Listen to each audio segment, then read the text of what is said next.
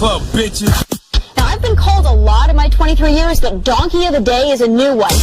Yes, Donkey of the Day for Wednesday, July 12th. Roland Martin. My guy Roland Martin is here. Without further ado, on the phone line with us, we have Dr. Umar Johnson. Brother Johnson, how are you doing today?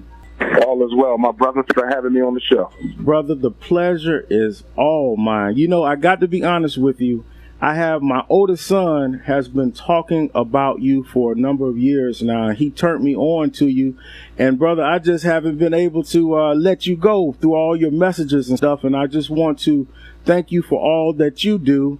And you're coming on the show on the heels of what I saw was an ambush. Are you okay? Is everything all right with you? Yes, sir. I'm okay, my brother. It was definitely an ambush.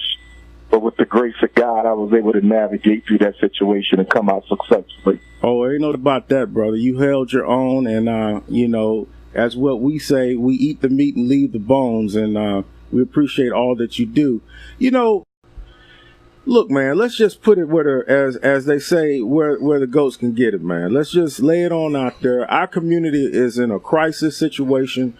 We need all hands on deck, and that's why I can't understand why I hear all the criticism sometimes as it relates to you and other people who take positions as it relates to what we need to do to lift the consciousness up in our community.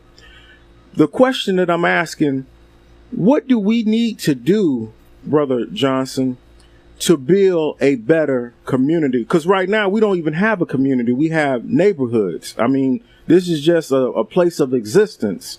What do we have to do to break those chains, in your opinion, Dr. Umar? The first thing we have to do, the very first thing, is we have to separate those who are serious and sincere from those who are simple-minded. How do we do that?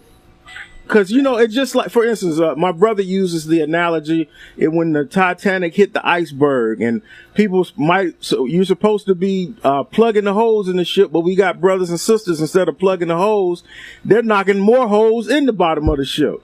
So how do we separate them? I think what we all have to do is we have to exercise our own responsibility within our social network and our family networks and our professional networks, and determine, based on our own experience with the people we know, who we believe to be serious and sincere. And we need to start bringing those people together on the local level, the regional level, the state level, the national level, so we can begin to organize, because there's something that has to be admitted.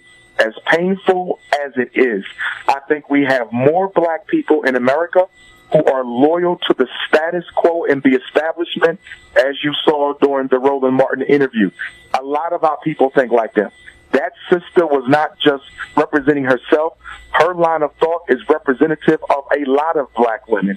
And the young brother right next to him, his line of thought is representative of a lot of black men. And of course, we had the attorney, who I respect because he did bring a degree of balance to the conversation, but yet and still he was afraid to be too supportive of the unapologetically African line because of his relationships with the power structure. So that panel, as trifling as the two of them, you know, that was very representative and endemic of what we're going through as a community.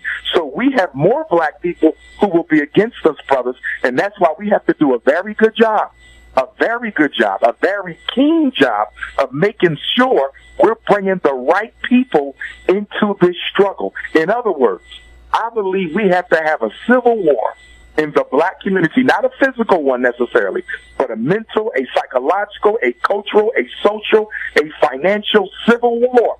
Those who care have to separate themselves from those who don't, so we can move forward. Because if we think at all that this is going to be some sort of utopian struggle where all of the 45 million blacks in America are going to want to chip in, we are sadly mistaken. I think that the house Negro of today is 50 times worse than the ones who are on the plantation. Watch out now, Dr. Johnson. You know, just switching gears, I know there's so much, and my phone is blowing up, man. They want to ask you questions.